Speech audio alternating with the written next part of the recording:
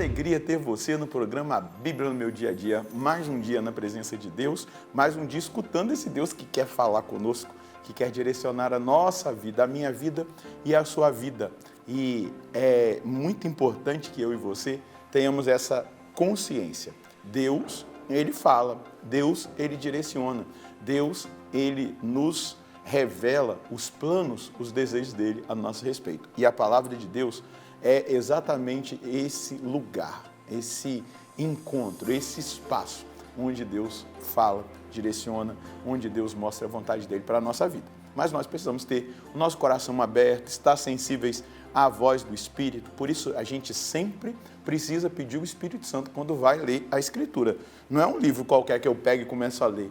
Eu não vou entender. Eu preciso suplicar ao Espírito Santo para que ele me leve ao entendimento, abra o meu coração para a aplicação daquilo que está sendo estudado e vivido na palavra. Isso é fundamental. Por isso eu quero convidar você a, junto comigo, suplicar a presença do Divino Paráclito, do Divino Espírito Santo.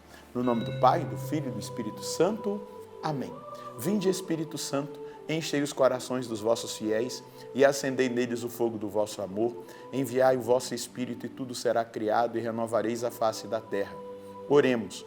Ó Deus, que instruíste os corações dos vossos fiéis com a luz do Espírito Santo, fazei que apreciemos retamente todas as coisas segundo o mesmo Espírito e gozemos sempre da sua consolação por Cristo Senhor nosso. Amém. Quero convidar você a pegar a sua palavra e também o seu caderno de estudos para que a gente possa agora continuar na sequência do livro de Josué. Pega também aí seu caderno, anota.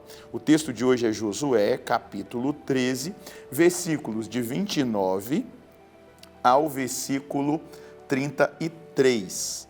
Josué, capítulo 13, versículos de 29 a 33. Vamos ler juntos o texto e depois meditá-lo. Moisés havia dado à meia tribo de Manassés a metade dos manasseitas, a parte que lhe coube segundo os seus clãs. Seu território incluía desde Maanaim, todo o Bazã, todo o reino de Og, rei de Bazã, e todas as aldeias de Jair no Bazã, cerca de 60 cidades. A metade de Galaade, Astarot e Edrai, cidades reais de Og no Bazã, ficou para os descendentes de Marqui, filho de Manassés, para a metade dos marquiritas, segundo seus clãs. Foi isso que Moisés designara como herança quando estava nas estepes de Moabe, no além-Jordão, a leste de Jericó. A tribo de Levi, porém, Moisés não dera herança. O Senhor, o Deus de Israel, era sua herança conforme lhes havia dito. Veja só, literalmente nós estamos vendo aqui a distribuição das terras. Primeiro, Josué honra, avaliza aquilo que Moisés já tinha determinado ali nas estepes de Moabe, com aquela realidade das tribos que escolheram ficar de um lado fora daquela terra aonde Josué entra, a terra de Canaã, onde Josué entra com o povo, passando pelo Jordão. Então eles ficam ali nas estepes de Moabe, naquele território, e ali Josué honra o compromisso de Moisés com cada uma das tribos.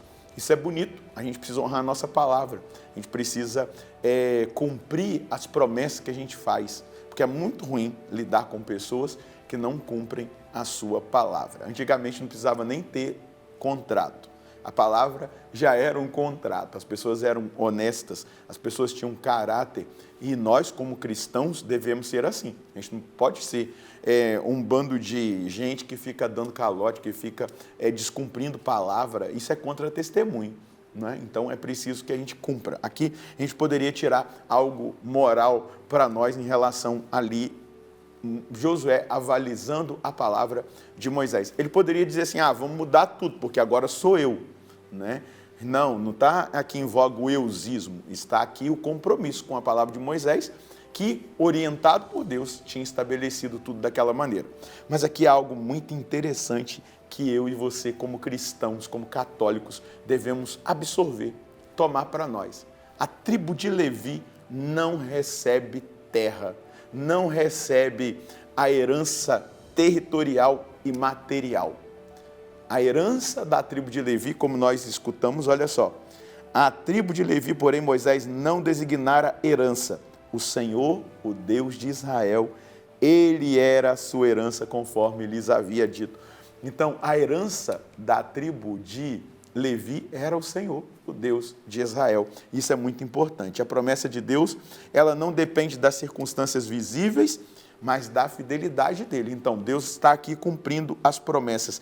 Levi não tem terra, né? Nós vamos ver aqui, isso demonstra que Deus é a herança da tribo de Levi. É uma tribo sacerdotal, é uma tribo que trabalha em função do templo, do culto.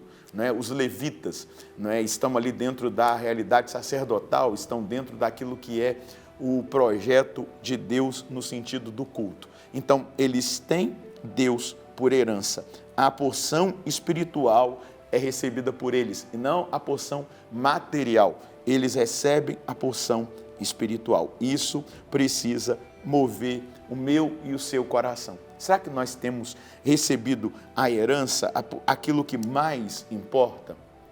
Não estou dizendo que você não tenha que adquirir bens, eu não estou dizendo aqui que você não tem que trabalhar, não tem que se formar, eu não estou aqui condenando os ricos, quem tem muita posse, não. Eu só estou dizendo que para nós o mais importante é a herança espiritual. Deixa eu te dizer, Jesus mesmo conta uma parábola, um homem que tinha um celeiro e a produção dele lá, né, foi gigantesca, ele construiu inúmeros celeiros para guardar tudo aquilo que a terra tinha dado, e ali estava a segurança dele. Tolo, vai dizer, né, o Senhor, nessa noite eu lhe pedirei a sua vida. Do que serviu? Levou celeiro? Você já viu em algum lugar alguém levar carro, conta bancária? Na verdade, o que fica às vezes dá mais confusão, não é verdade? Então, quem vive para possuir este mundo, perde o céu. A gente não pode querer possuir este mundo, as coisas desse mundo. Nós temos que escolher Deus. A nossa escolha, em primeiro lugar, é ter Deus. A nossa herança é Deus. O restante vai ser só acréscimo. Nós não estaremos apegados. Se a gente tem Deus, a gente já possui tudo, a gente já tem tudo. Se você for um dia visitar a África, você vai ver, né? Eles não têm muita coisa, eles têm Deus. E você vê a alegria, você vê a beleza de um povo que não tem quase nada, mas que é feliz porque tem Deus. É cuidado por Deus, sabe que Deus cuida, sabe que Deus está ali, Deus é a herança daquele povo. Quantas pessoas milionárias estão abatidas, escondidas dentro da sua casa, cheias de medo? Quantos pobres estão felizes? Ao mesmo tempo, quantos pobres apegados e tristes ao material ou invejosos daquilo que alguém tenha, mas não tem Deus. Ricos que têm Deus, pobres que não têm Deus. Pobres que têm Deus, ricos que não têm Deus. O que nós precisamos entender hoje é exatamente o chamado que Deus nos faz. Veja só, nós vivemos num mundo materialista, num mundo onde o nome conta muito, onde o poder conta demais, onde a fama, o status, nós estamos nesse mundo e nós precisamos viver o desapego dessas coisas. Nós não temos que estar vinculados a isso. Eu não preciso ficar dando carteirada que eu sou o padre Roger Luiz da Canção Nova. Não, eu tenho Deus, isso basta.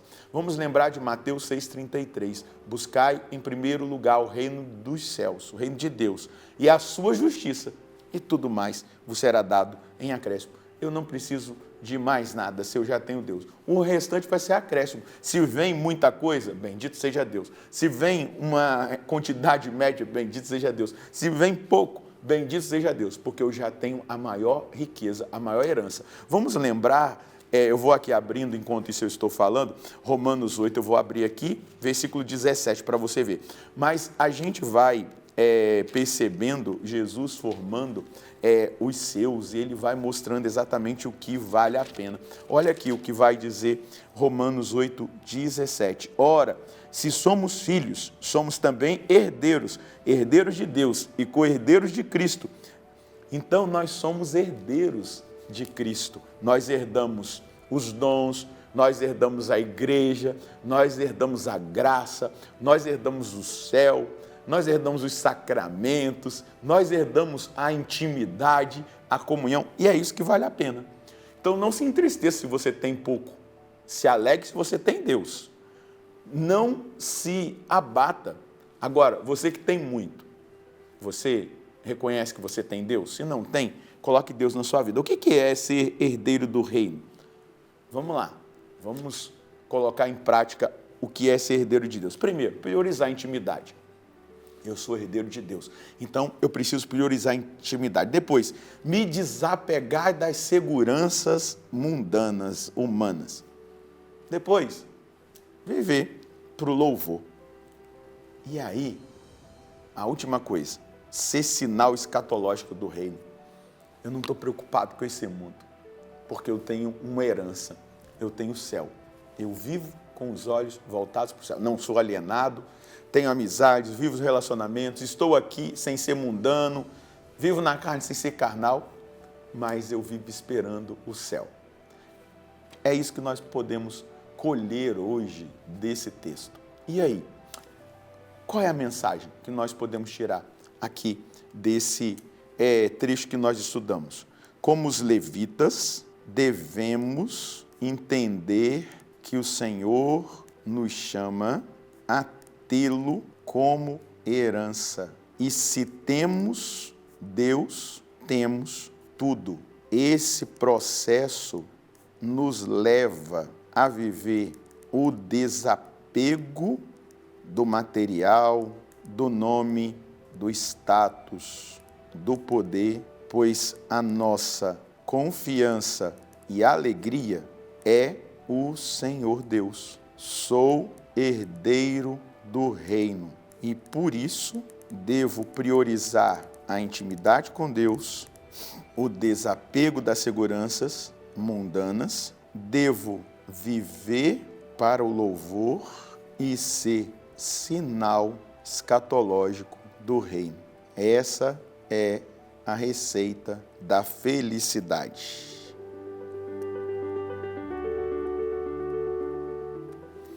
Veja só, essa é a receita da felicidade, o desapego. Pessoas apegadas são infelizes.